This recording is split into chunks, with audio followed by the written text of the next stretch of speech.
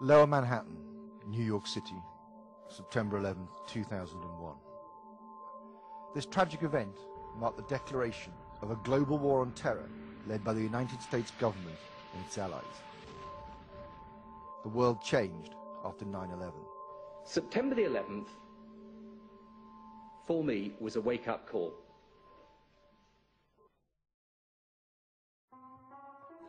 Since then, governments across the world have introduced anti-terror laws which have compromised our essential liberties.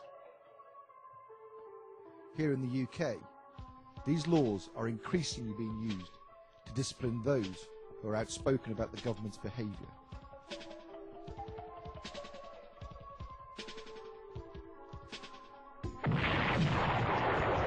The Western invasions of Afghanistan and Iraq have claimed hundreds of thousands of lives.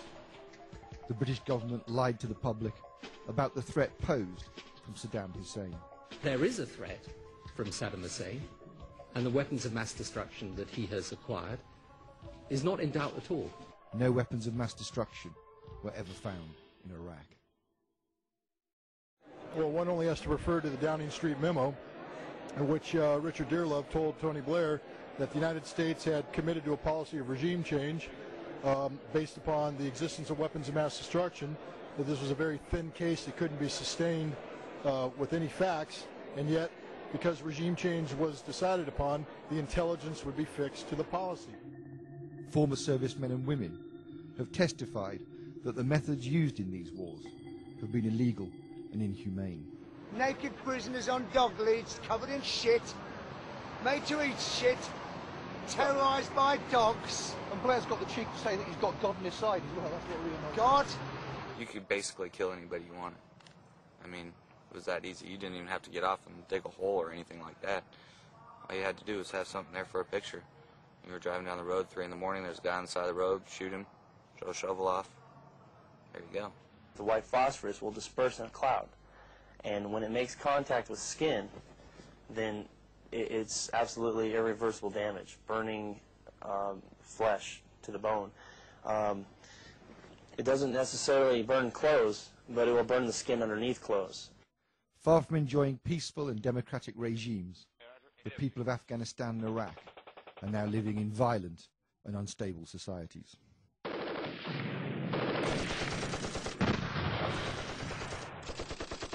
British companies have made profits in excess of 1.1 billion from the Iraq War.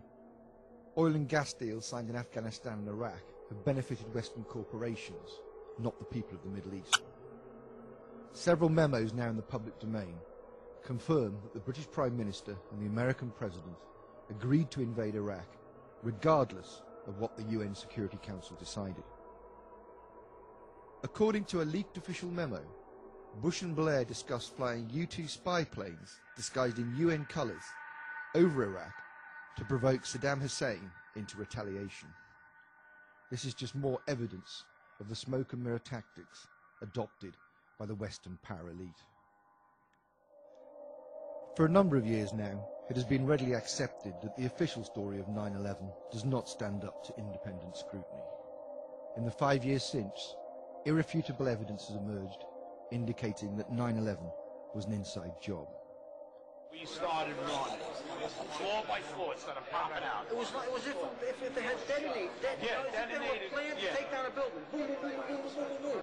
Politicians, scientists, journalists, academics, researchers, even Hollywood actors have gone public.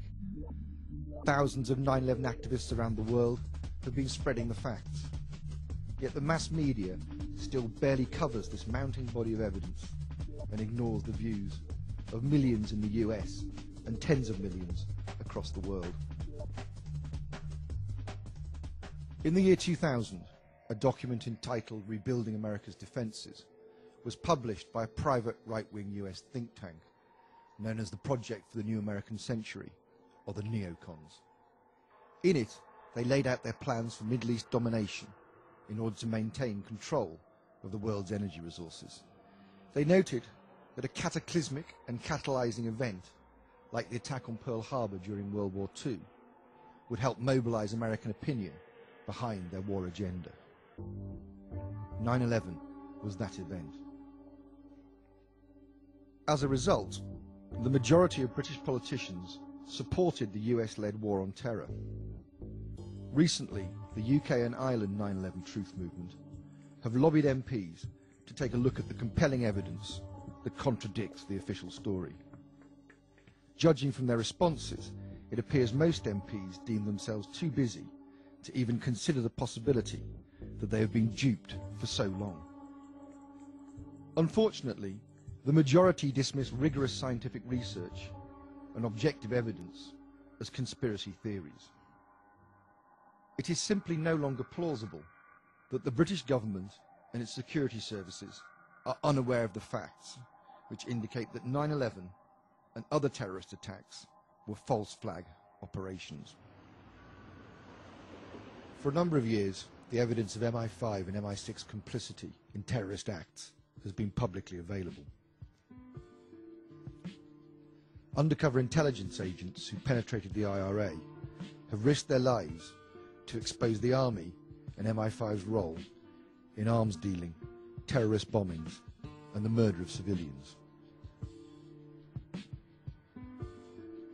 I know from painful personal experience that MI6 in 1996 funded associates of Osama bin Laden in Libya to carry out an assassination on Colonel Gaddafi. That operation went wrong and killed innocent civilians. Publicly available records confirm that the intelligence services have in the past sheltered and protected terrorists. These include Osama bin Laden, Abu Qatada, and Haroun Aswad. In the 1990s, inquiries conducted by the Italian Parliament concluded that NATO and MI6 had supplied right-wing extremists with arms and explosives. Under the codename Operation Gladio, these were then used to assassinate public figures and cause terrorist atrocities, which were then blamed on left-wing groups.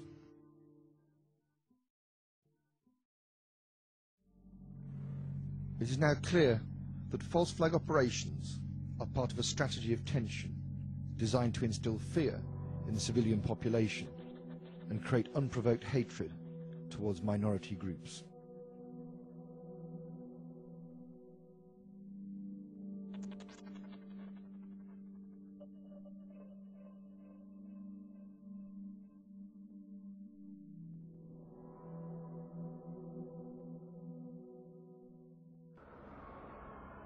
On the 7th of July 2005, several explosions occurred on the public transport system in the City of London.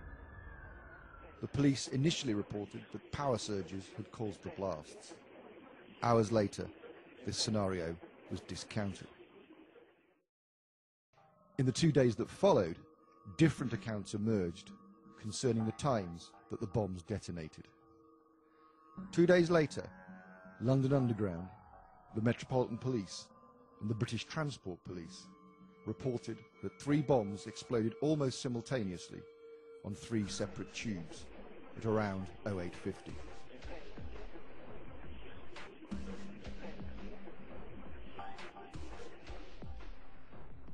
Almost an hour later, at approximately 0947, another bomb exploded on a bus in Tavistock Square.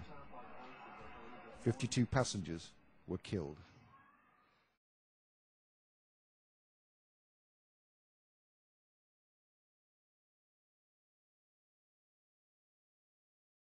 The police and the government have admitted that their knowledge of what happened that morning remains incomplete. Reports released by the Home Office and the Intelligence and Security Committee in May 2006 are loaded with uncertainties and speculation. Yet the government continues to insist that a public inquiry is not necessary. They say that time and resources are not available to investigate Britain's worst ever terrorist attack.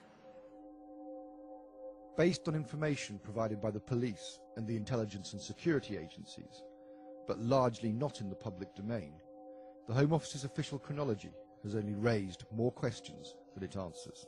If London could survive the Blitz, it can survive 4 miserable bombers like this. I'm not saying there are 4 bombers, 4 miserable events like this. Little is known for certain of the 4 men's movements and the picture is only further confused by sloppy drafting, unclear sourcing of information, and confusion of speculation and comment. No official has publicly admitted responsibility for compiling the report.